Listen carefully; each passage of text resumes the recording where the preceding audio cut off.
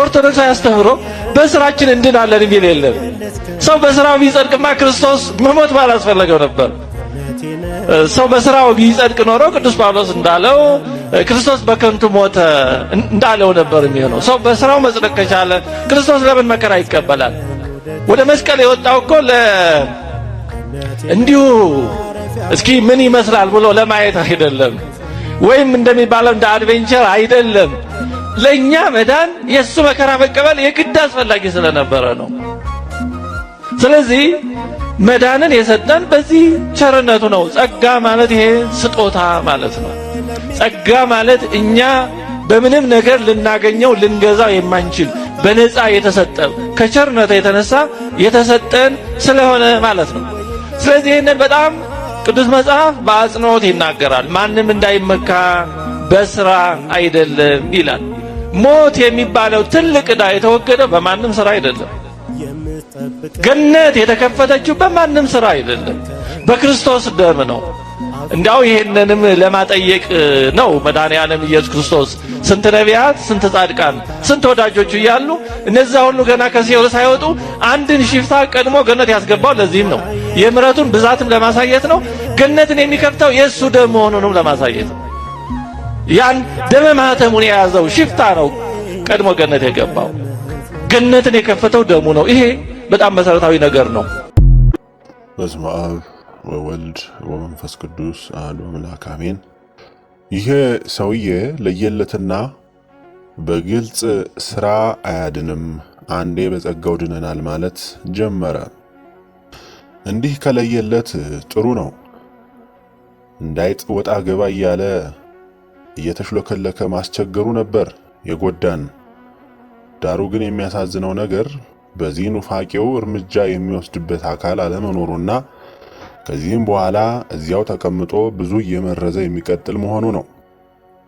ምክንያቱም ጠላት ከሲኖዶስ ጀምሮ እስከታች ያለውን የቤተ ክርስቲያን መዋቅር ስለተቆጣጠረ እያያችሁት እንዳለው ከጳጳሳት ተብዮቹ ጀምሮ እስከ ሰባኪ ተብዮቹ ድረስ በይፋ በሕዝብ ፊት ኑፋቄ ወይም ክህደት እየተናገሩና እያስተማሩ ምንም አይነት ቀኖናዊ እርምጃ እንዳይወሰድባቸው ተደርጎ ኑፋቂያቸውን የሚያስፋፉበት ሁኔታ ተፈጥሮ ነውና ያለው። በመሆኑም የዚህ ተኩላ ራሱን ግልጽ ማድረግ ከጠቀመ የሚጠቅመው ምዕመናን ማንነቱን አውቀው እንዲጠነቀቁ ብቻ ነው እንጂ ተጠይቆ አልመለስ ካለ አውግዞ ለመለየት አይሆንም ማለት ነው። ለማንኛውም የዚህ ተኩላ ኑፋቄ ወይም ክህደት ለመተንተን መጀመሪያ የተናገረውን ነገር ቃል በቃል ላስቀምጥላችሁ፣ ልብ ብላችሁ አዳምጡት። ቪዲዮውን ያገኘሁት ቲክቶክ ላይ ሲዘዋወር ነው። ይሄ ተኩላ ይሄንን ነገር የተናገረው ከክርስቶስ በፊት ለነበሩ ሰዎች ቢሆን ኖሮ ትክክል በሆነ ነበር። ምክንያቱም የነቢያቱ የአበውና የጻድቃኑ ደም ሞትን ወይም ከክርስቶስ በፊት በሞት የተለዩትን ነፍሳት ጻድቅም ይሁኑ ኃጥአን ሲኦል ከመግባት እንዳያመልጡ ወይም እንዳይቀሩ ያደረገው የአዳም ኃጢአት መሻር ወይም ድል ማድረግና ገነት ማስገባት አልቻለምና ነው። እንኳን የሌላውን ነፍስ ሊታደጉ ይቅርና የራሳቸውን ነፍስ እንኳን ማዳን አልቻሉምና ነው። ለዚህም ነው ነቢዩ ኢሳይያስ ሁላችን እንደ ርኩስ ሰው ሆነናል፣ ጽድቃችንም ሁሉ እንደ መርገም ጨርቅ ነው፣ ሁላችንም እንደ ቅጠል ረግፈናል፣ በደላችንም እንደ ንፋስ ወስዶልናል ኢሳይያስ ምዕራፍ 64 ከቁጥር 6 ሲል የተናገረው። ስለሆነም ሞት የተባለውን የአዳም ኃጢአት ወይም ጥንተ አብሶ ሽሮ ወይም ደምስሶ ነፃ ሊያወጣን ወይም ሊያድነን የሚችለው የክርስቶስ ደም ብቻ በመሆኑ የክርስቶስ መምጣትና በደሙ ካሳ እኛን መታደግ ግድ ሆነ ማለት ነው። ነገር ግን በአዳም መተላለፍ ምሳሌ ኃጢአትን ባልሰሩት ላይ እንኳ ከአዳም ጀምሮ እስከ ሙሴ ድረስ ሞት ነገሰ። አዳም ይመጣ ዘንድ ላለው ለእርሱ አምሳሉ ነውና ሮሜ ምዕራፍ 5 ከቁጥር 14። እርሱም ኃጢአትን ሊያስወግድ እንደተገለጠ ታውቃላችሁ፣ በእርሱም ኃጢአት የለም አንደኛ ዮሐንስ ምዕራፍ 3 ከቁጥር 5። በዚህም መሰረት ኢየሱስ ክርስቶስ ከድንግል ተወልዶ በ33 ዓመቱ በቀራንዮ አደባባይ ላይ በመስቀል ተሰቅሎ መራራ ሞትን ሞተና የሰው ልጆችን በሙሉ ያመነ ያላመነ ሳይባል ሞት ከተባለው መርገም ነፃ ወጣን፣ አዳነን። በእኛ ላይ የነበረውን የሚቃወምንንም በትእዛዛት የተጻፈውን የዕዳ ጽሕፈት ደመሰሰው። እርሱንም በመስቀል ጠርቆ ከመንገድ አስወግዶታል። ቆላስይስ ምዕራፍ 2 ከቁጥር 14። ልብ በሉ ጌታ በሞቱ ዓለም ከተፈጠረ ጀምሮ እስከ ዓለም ማለፍ ድረስ የሚኖረውን የሰው ልጆችን በሙሉ ነው ከዚህ መርገም ነፃ ያደረገው። በበነገው ዮሐንስ ኢየሱስን ወደ እርሱ ሲመጣ አይቶ እንዲህ አለ፣ እነሆ የዓለምን ኃጢአት የሚያስወግድ የእግዚአብሔር በግ። ዮሐንስ ምዕራፍ 1 ከቁጥር 29። ይህም ብቻ ሳይሆን ከእሱ የስቅለት ሞት በፊት እየሞቱ ዲያብሎስ በሲኦል ለ5500 ዓመታት ያህል እያጋዘ ፍዳ ሲያሳያቸው የኖሩ ነፍሳትንም ከሲኦል አውጥቶ ገነት አስገባ። ክርስቶስ ደግሞ ወደ እግዚአብሔር እንዲያቀርበን እርሱ ጻድቅ ሆኖ ሳለ አመፀኞች አንድ ጊዜ በኃጢአት ምክንያት ሞቷልና በሥጋ ሞተ፣ በመንፈስ ግን ሕያው ሆነ። በእርሱም ደግሞ ሄዶ በወህኒ ለነበሩ ነፍሳት ሰበከላቸው። አንደኛ ጴጥሮስ ምዕራፍ 3 ከቁጥር 18 እስከ 19። አሁን ግን ክርስቶስ ላንቀላፉት በኩራት ሆኖ ከሙታን ተነስቷል። ሞት በሰው በኩል ስለመጣ ትንሣኤ ሙታን በሰው በኩል ሆኗልና ሁሉ በአዳም እንደሚሞቱ እንዲሁ ሁሉ በክርስቶስ ደግሞ ሕያዋን ይሆናሉና የኋለኛው ጠላት የሚሻረው ሞት ነው። አንደኛ ቆሮንቶስ ምዕራፍ 15 ከቁጥር 20 እስከ 26። ሞት ሆይ መውጊያህ የት አለ? ሲኦል ሆይ ድል መንሳትህ የት አለ? አንደኛ ቆሮንቶስ ምዕራፍ 15 ከቁጥር 55። ለዚህ ለተገኘው ከመርገም ነፃ መሆን ወይም ድህነት መገኘት የኢየሱስ ክርስቶስ ጸጋ ወይም ቸርነት እንጂ የማንም ነቢይ ወይም አባት የሕግ ሥራ ወይም ጽድቅ የለበትም።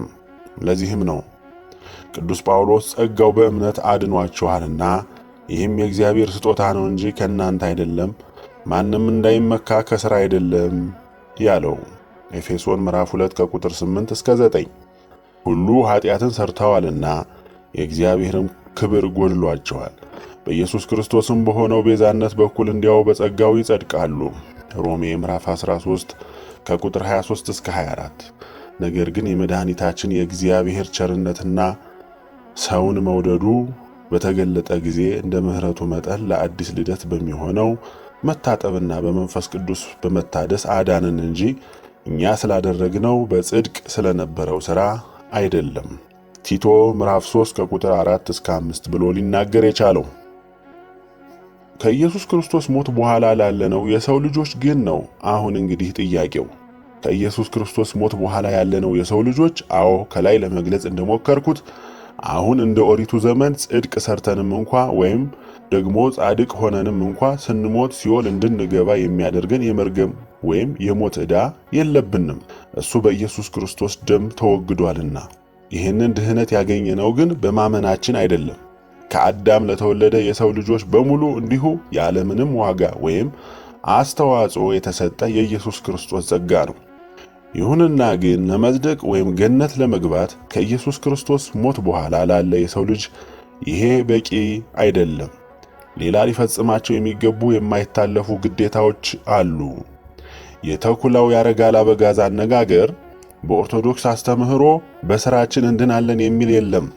ሰው በሥራው ቢጸድቅማ ክርስቶስ መሞት ባላስፈለገው ነበር የሚል ቃልን በመጠቀምና እኛ እያለ ከክርስቶስ ሞት በኋላ ያለነውን በማካተት ለመጽደቅ ሥራ የማያስፈልግና በጸጋው ብቻ የዳንን እንደሆነን አድርጎ መናገሩ ነው እንግዲህ ኑፋቄ ወይም ክህደት ሊሆን የቻለው።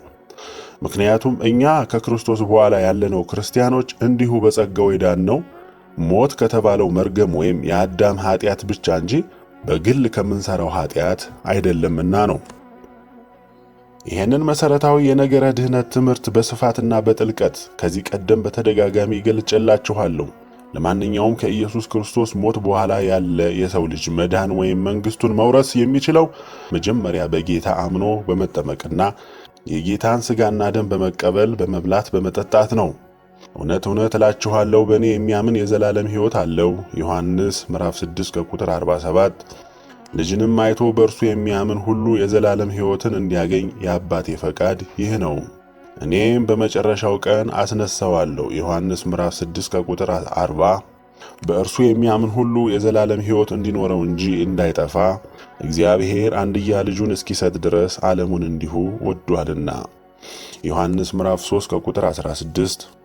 ክርስቶስ ነው ብሎ በኢየሱስ የሚያምን ሁሉ ከእግዚአብሔር ተወልዷል። ወላጁንም የሚወድ ሁሉ ከእርሱ የተወለደውን ደግሞ ይወዳል። አንደኛ ዮሐንስ ምዕራፍ 5 ከቁጥር 1። ሙሴም በምድረ በዳ እባብን እንደሰቀለ እንዲሁ በእርሱ የሚያምን ሁሉ የዘላለም ሕይወት እንዲኖረው እንጂ እንዳይጠፋ የሰው ልጅ ይሰቀል ዘንድ ይገባዋል። የዮሐንስ ወንጌል ምዕራፍ 3 ከቁጥር 14 እስከ 15። በልጁ የሚያምን የዘላለም ሕይወት አለው። በልጁ የማያምን ግን የእግዚአብሔር ቁጣ በእርሱ ላይ ይኖራል እንጂ ሕይወትን አያይም። ዮሐንስ ምዕራፍ 3 ከቁጥር 36። ኢየሱስም መለሰ እንዲህ ሲል፣ እውነት እውነት እልሃለሁ ሰው ከውሃና ከመንፈስ ካልተወለደ በቀር ወደ እግዚአብሔር መንግሥት ሊገባ አይችልም። ዮሐንስ ምዕራፍ 3 ከቁጥር 5። ሥጋዬን የሚበላ ደሜንም የሚጠጣ የዘላለም ሕይወት አለው፣ እኔም በመጨረሻው ቀን አስነሣዋለሁ። ዮሐንስ ምዕራፍ 6 ከቁጥር 54። ከሰማይ የወረደው ሕያው እንጀራ እኔ ነኝ። ሰው ከዚህ እንጀራ ቢበላ ለዘላለም ይኖራል። እኔም ስለ ዓለም ሕይወት የምሰጠው እንጀራ ሥጋዬ ነው። ዮሐንስ ምዕራፍ 6 ከቁጥር 51።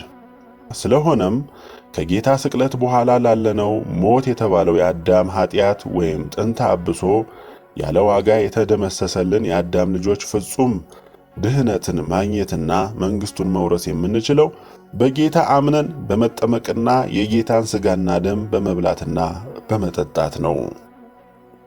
ልብ በሉ፣ ጉዳዩ አላለቀም። በጌታ ያመንንና የተጠመቅን ሥጋውን የበላን ደሙን የጠጣን ከሆን በኋላ ኃጢአት ሰርተን ብንገኝ ደግሞ በቃ ጠፍተናል፣ ተስፋ የለንም ማለት አይደለም። በንስሐ ተመልሰን የክርስቶስን ሥጋና ደም በመብላትና በመጠጣት ኃጢአታችንን አስደምስሰን እንደገና ሕይወት ማግኘት እንችላለን። ልጆች ሆይ ኃጢአት እንዳታደርጉ ይሄን እጽፍላችኋለሁ። ማንም ኃጢአትን ቢያደርግ ከአብ ዘንድ ጠበቃ አለን፣ እርሱም ጻድቅ የሆነ ኢየሱስ ክርስቶስ ነው። እርሱም የኃጢአታችን ማስተሰረያ ነው፣ ለኃጢአታችንም ብቻ አይደለም፣ ነገር ግን ለዓለሙ ሁሉ ሲያጠይቅ ነው እንጂ። ክርስቶስ ከአብ ቀኝ ተቀምጦ አብን ስለኛ ይለምንልናል ለማለት አይደለም። ክርስቲያን ሆነን እያለ ንስሐ ገብተን በቅዱስ ሥጋውና ደሙ ኃጢአታችንን የማስደምሰስ ዕድል ባይገጥመን እንኳ ምን ዕድል አለን መሰላችሁ? ለቅዱሳን በሰጣቸው ቃል ኪዳን ኃጢአታችንን ይቅር ተብሎልን የመዳን ወይም መንግሥቱን የመውረስ ተስፋ አለን። እናንተን የሚቀበል እኔን ይቀበላል፣ እኔንም የሚቀበል የላከኝን ይቀበላል። ነቢይን በነቢይ ስም የሚቀበል የነቢይን ዋጋ ይወስዳል። ጻድቅንም በጻድቅ ስም የሚቀበል የጻድቁን ዋጋ ይወስዳል። ማንም ከነዚህ ከታናናሾቹ ለአንዱ ቀዝቃዛ ጽዋ ውሃ ብቻ በደቀ መዝሙር ስም የሚያጠጣ እውነት እላችኋለሁ ዋጋው አይጠፋበትም። ማቴዎስ ወንጌል ምዕራፍ 10 ከቁጥር 40 እስከ 42። የሚሰማችሁ እኔን ይሰማል፣ እናንተንም የጣለ እኔን ይጥላል፣ እኔንም የጣለ የላከኝን ይጥላል ይላል ሉቃስ ወንጌል ምዕራፍ 10 ከቁጥር 16። ስለዚህ ማንም በክርስቶስ ቢሆን አዲስ ፍጥረት ነው። አሮጌው ነገር አልፏል፣ እነሆ ሁሉም አዲስ ሆኗል። ነገር ግን የሆነው ሁሉ በክርስቶስ ከራሱ ጋር ካስታረቀን የማስታረቅም አገልግሎት ከሰጠን ከእግዚአብሔር ነው። እግዚአብሔር በክርስቶስ ሆኖ ዓለሙን ከራሱ ጋር ያስታርቅ ነበርና በደላቸውን አይቆጥርባቸውም ነበር፣ በእኛም የማስታረቅ ቃል አኖረ። እንግዲህ እግዚአብሔር በእኛ እንደሚማልድ ስለ ክርስቶስ መልእክተኞች ነን። ከእግዚአብሔር ጋር ታረቁ ብለን ስለ ክርስቶስ እንለምናለን። ሁለተኛ ቆሮንቶስ ምዕራፍ 5 ከቁጥር 17 እስከ 20። ነገር ግን ከመላእክት ጠላቶችህን የእግርህ መረገጫ እስካደርግልህ ድረስ በቀኜ ተቀመጥ ከቶ ለማን ብሏል? ሁሉም መዳንን ይወርሱ ዘንድ ስላላቸው ለማገዝ የሚላኩ የሚያገለግሉም መናፍስት አይደሉምን? ዕብራውያን ምዕራፍ 1 ከቁጥር 3 እስከ 14። ጌታም በወንጌል ይህንንም ምሳሌ አለ። ለአንድ ሰው በወይኑ አትክልት የተተከለች በለስ ነበረችው። ፍሬም ሊፈልግባት ወጥቶ ምንም አላገኘም።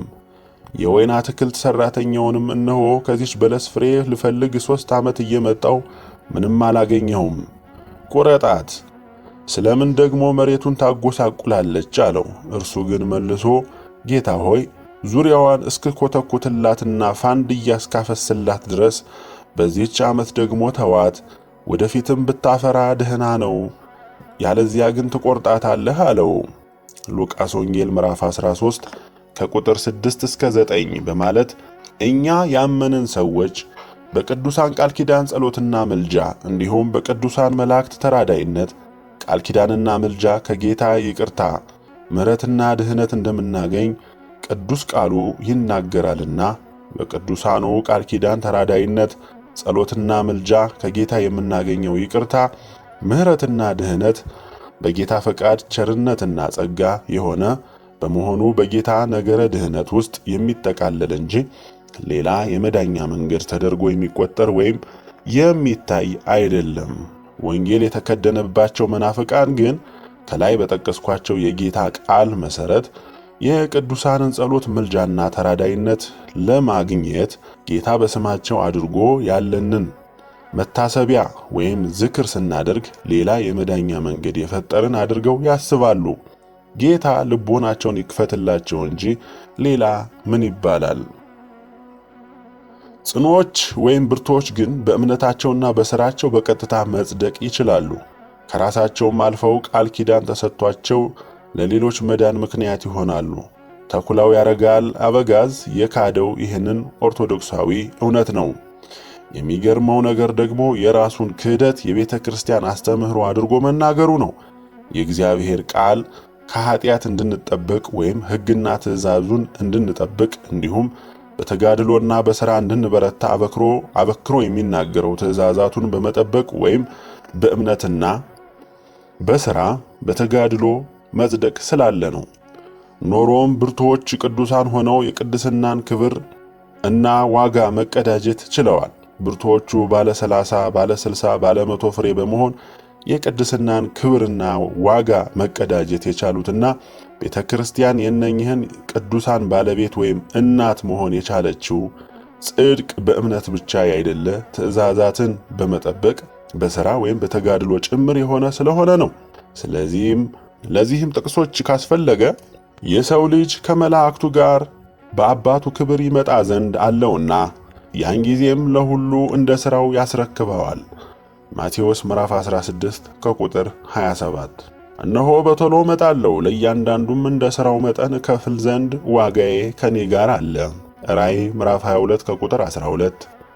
ለሰው ፊትም ሳያዳላ በእያንዳንዱ ላይ እንደ ሥራው የሚፈርደውን አባት ብላችሁ ብትጠሩ በእንግድነታችሁ ዘመን በፍርሃት ኑሩ። አንደኛ ጴጥሮስ ምዕራፍ 1 ከቁጥር 17። እንግዲህ ወዳጆቹ ሆይ የዚህ ተስፋ ቃል ካለን በእግዚአብሔር ፍርሃት ቅድስናን ፍጹም እያደረግን ሥጋንና መንፈስን ከሚያረክስ ሁሉ ራሳችንን እናንጻ። ሁለተኛ ቆሮንቶስ ምዕራፍ 7 ከቁጥር 1። ወንድሞች ሆይ እምነት አለኝ የሚል ሥራ ግን የሌለው ሰው ቢኖር ምን ይጠቅመዋል? እምነቱስ ሊያድነው ይችላልን? ወንድም ወይም እህት ራቆታቸውን ቢሆኑ የዕለት ምግብንም ቢያጡ ከናንተ አንዱም በደህና ሂዱ፣ እሳት ሙቁ፣ ጥገቡም ቢላቸው ለሰውነት ግን የሚያስፈልጉትን ባትሰጧቸው ምን ይጠቅማቸዋል? እንደዚሁም ሥራ የሌለው እምነት ቢኖር በራሱ የሞተ ነው። ነገር ግን አንድ ሰው አንተ እምነት አለህ፣ እኔም ሥራ አለኝ፣ እምነትህን ከሥራ ለይተህ አሳየኝ፣ እኔም እምነቴን በሥራዬ አሳይሃለሁ ይላል። እግዚአብሔር አንድ እንደሆነ አንተ ታምናለህ፣ መልካም ታደርጋለህ፣ አጋንንት ደግሞ ያምናሉ ይንቀጠቀጡማል። አንተ ከንቱ ሰው እምነት ከሥራ ተለይቶ የሞተ መሆኑን ልታውቅ ትወዳለህን? አባታችን አብርሃም ልጁን ይስሐቅን በመሠዊያው ባቀረበ ጊዜ በሥራ የጸደቀ አልነበረምን? እምነት ከሥራው ጋር አብሮ ያደርግ እንደነበረ በሥራም እምነት እንደተፈጸመ ትመለከታለህን? መጽሐፍም አብርሃምም እግዚአብሔርን አመነ ጽድቅም ሆኖ ተቆጠረለት ያለው ተፈጸመ፣ የእግዚአብሔር ወዳጅ ተባለ። ሰው በእምነት ብቻ ሳይሆን በሥራ እንዲጸድቅ ታያላችሁ። እንደዚሁም ጋለሞታይቱ ረዓብ ደግሞ መልእክተኞቹን ተቀብላ በሌላ መንገድ በሰደደቻቸው ጊዜ በሥራ አልጸደቀችምን? ከነፍስ የተለየ ሥጋ የሞተ እንደሆነ እንዲሁ ደግሞ ከሥራ የተለየ እምነት የሞተ ነው ይላል ያዕቆብ ምዕራፍ 2 ከቁጥር 14 እስከ 26። ስለዚህ ወዳጆች ሆይ ሁልጊዜ እንደታዘዛችሁ በእናንተ ዘንድ በመኖሬ ብቻ ሳይሆን ይልቁኑ አሁን ስርቅ በፍርሃትና በመንቀጥቀጥ የራሳችሁን መዳን ፈጽሙ። ስለ በጎ ፈቃዱ መፈለግንም ማድረግንም በእናንተ የሚሠራ እግዚአብሔር ነውና። በመጥፎና በጠማማ ትውልድ መካከል ያለ ነቀፋ የዋሆችም ነውርም የሌለባቸው የእግዚአብሔር ልጆች እንድትሆኑ ሳታንጎራጉሩ ክፉም ሳታስቡ ሁሉን አድርጉ። ፊልጵስዩስ ምዕራፍ 2 ከቁጥር 12 እስከ 15። ብዙ ሐሰተኞች ነቢያትም ይነሳሉ፣ ብዙዎችንም ያስታሉ። ከአመፃም ብዛት የተነሳ የብዙ ሰዎች ፍቅር ትቀዘቅዛለች። እስከ መጨረሻ የሚጸና ግን እርሱ ይድናል ይላል ማቴዎስ ወንጌል ምዕራፍ 24 ከቁጥር 11 እስከ 13። ንጉሡም በቀኙ ያሉትን እንዲህ ይላቸዋል፣ እናንተ የአባቴ ብሩካን ኑ፣ ዓለም ከተፈጠረበት ጊዜ ጀምሮ የተዘጋጀላችሁን መንግሥት ውረሱ። ተርቤ አብልታችሁኛልና፣ ተጠምቼ አጠጥታችሁኛልና፣ እንግዳ ሆኜ ተቀብላችሁኛልና፣ ታርዤ አልብሳችሁኛልና፣ ታምሜ ጠይቃችሁኛልና፣ ታስሬ ወደ እኔ መጥታችኋልና። ጻድቅንም መልሰው ይሉታል፣ ጌታ ሆይ ተርበህ አይተን መቼ አበላንህ? ወይስ ተጠምተህ አይተን መቼ አጠጣንህ? እንግዳ ሆነስ አይተን መቼ ተቀበልንህ? ወይስ ታርዘህ አይተን መቼ አለበስንህ? ወይስ ታመህ ወይ ታስረህ አይተን መቼ ወደ አንተ መጣን? ንጉሡም መልሶ እውነት እላችኋለሁ ከሁሉ ከሚያንሱ ከነዚህ ወንድሞቼ ለአንዱ እንኳን ስላደረጋችሁት ለእኔ አደረጋችሁት ይላቸዋል። ማቴዎስ ምዕራፍ 25 ከቁጥር 34 እስከ 40። ኃጢአት መስራት ከክብሩ እንደሚያጎድል ወይም ለፍርድ እንደሚያደርግና ከኢየሱስ ሞት በኋላ ላለ ሰው አንዴ በጸጋው ድነናል የሚባል ነገር አለመኖሩን ሲያጠይቅም ቀጥሎ ያሉትን ተናግሯል። የሥጋ ሥራም የተገለጠ ነው። እርሱም ዝሙት፣ ርኩሰት፣ መዳራት፣ ጣዖትን ማምለክ፣ ሟርት፣ ጥል፣ ክርክር፣ ቅንዓት፣ ቁጣ፣ አድመኝነት፣ መለያየት፣ ምቀኝነት፣ መግደል፣ ስካር፣ ዘፋኝነት ይህንንም የሚመስል ነው። አስቀድሜ እንዳልኩ እንደዚህ ያሉትን የሚያደርጉ የእግዚአብሔርን መንግሥት አይወርሱም። የመንፈስ ፍሬ ግን ፍቅር፣ ደስታ፣ ሰላም፣ ትዕግሥት፣ ቸርነት፣ በጎነት፣ እምነት፣ የውሃት፣ ራስን መግዛት ነው። እንደዚህ ያሉትን የሚከለክል ሕግ የለም። የክርስቶስ ኢየሱስም የሆኑት ሥጋን ከክፉ መሻቱና ከምኞቱ ጋር ሰቀሉ። ገላትያ ምዕራፍ 5 ከቁጥር 19 እስከ 24። እርሱ ለእያንዳንዱ እንደ ሥራው ያስረክበዋል። በበጎ ሥራ በመጽናት ምስጋናን፣ ክብርን፣ የማይጠፋንም ሕይወት ለሚፈልጉ የዘላለምን ሕይወት ይሰጣቸዋል። ለአመፃ በሚታዘዙ እንጂ ለእውነት በማይታዘዙትና በአድመኞች ላይ ግን ቁጣና መቅሰፍት ይሆንባቸዋል። ሮሜ ምዕራፍ 2 ከቁጥር 6 እስከ 8። በዚያን ጊዜ በግራው ያሉትን ደግሞ ይላቸዋል፣ እናንተ ርጉማን ለሰይጣንና ለመላእክቱ ወደ ተዘጋጀ ወደ ዘላለም እሳት ከእኔ ሂዱ። ተርቤ አላበላችሁኝምና፣ ተጠምቼ አላጠጣችሁኝምና፣ እንግዳ ሁኜ አልተቀበላችሁኝምና፣ ታርዤ አላለበሳችሁኝምና፣ ታምሜ ታስሬም አልጠየቃችሁኝምና። እነርሱ ደግሞ ይመልሱና ጌታ ሆይ ተርበህ ወይስ ተጠምተህ ወይስ እንግዳ ሆነህ ወይስ ታርዘህ ወይስ ታመህ ወይ ታስረህ መቼ አይተን አላገለገልንህም ይሉታል። ያን ጊዜ እውነት እላችኋለሁ ከሁሉ ከሚያንሱ ከነዚህ ለአንዱ ስላደረጋችሁት ለእኔ ደግሞ አላደረጋችሁትም ብሎ ይመልስላቸዋል። እነዚያም ወደ ዘላለም ቅጣት፣ ጻድቅን ግን ወደ ዘላለም ሕይወት ይሄዳሉ። እነዚያም ወደ ዘላለም ቅጣት፣ ጻድቃን ግን ወደ ዘላለም ሕይወት ይሄዳሉ። ማቴዎስ ወንጌል ምዕራፍ 25 ከቁጥር 41 እስከ 46 ከማለቱ መረዳት እንችላለን። ተኩሎቹ ክርስቲያን በሥራው መጽደቅ ላለመቻሉ ማስረጃ ሲጠቅሱ ሰው ፍጹም መሆን ወይም ከኃጢአት መለየት ስለማይችል ነው ይላሉ። የእግዚአብሔር ቃል ግን ሰው ፍጹም መሆን እንደሚችል ይመሰክራል። እንግዲህ የሰማዩ አባታችሁ ፍጹም እንደሆነ እናንተም ፍጹማን ሁኑ። ማቴዎስ ወንጌል ምዕራፍ 5 ከቁጥር 48። አንተ ግን በአምላክህ በእግዚአብሔር ዘንድ ፍጹም ሁን። ዘዳግም ምዕራፍ 18 ከቁጥር 13። እኔ እግዚአብሔር አምላካችሁ ቅዱስ ነኝና እናንተም ቅዱሳን ሁኑ። ዘሌዋውያን ምዕራፍ 9 ከቁጥር 2። በክርስቶስ ኢየሱስ ወደ ዘላለም ክብሩ የጠራችሁ የጸጋ ሁሉ አምላክ ለጥቂት ጊዜ መከራን ከተቀበላችሁ በኋላ ራሱ ፍጹማን ያደርጋችኋል፣ ያጸናችሁማል፣ ያበረታችሁማል። ለእርሱ ክብርና ኃይል እስከ ዘላለም ድረስ ይሁን፣ አሜን።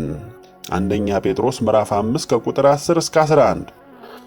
ኢየሱስም ፍጹም ልትሆን ብትወድ ሂድና ያለህን ሽጠህ ለድሆች ስጥ፣ መዝገብም በሰማያት ታገኛለህ፣ መጥተህም ተከተለኝ አለው። ማቴዎስ ወንጌል ምዕራፍ 19 ከቁጥር 21 በማለት ይመሰክራል።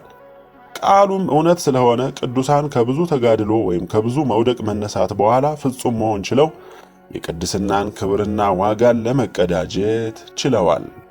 ስለሆነም ከኢየሱስ ክርስቶስ ስቅለት በኋላ ላለነው በጌታ ላመንን ክርስቲያኖች አንዴ በጸጋው ድኛለሁ፣ ሥራ አያስፈልገኝም ማለት ወይም በሥራ አይዳንም፣ በጸጋው ወይም በእምነት ብቻ እንጂ የሚባል ነገር የለም። ትምህርቱም የጠፉት የተኩሎቹ እንጂ ፈጽሞ የቤተ ክርስቲያን ትምህርት አይደለምና በዚህ ተኩላ የተሳሳተ ትምህርት እንዳትስቱ ለማለት ነው። ይቆየን። የመረጃ ምንጭ ሰዓሊ አምሳሉ ገብረ ኪዳን አርጋው። ጽሑፉን በማነብበት ጊዜ የፊደል ግድፈት ሊኖር ስለሚችል ከወዲሁ ይቅርታ እጠይቃለሁ። ስህተቱ የአንባቢው እንጂ የጻፊው እንዳልሆነ እንድትረዱልን እንፈልጋለን። እግዚአብሔር ይስጥልን።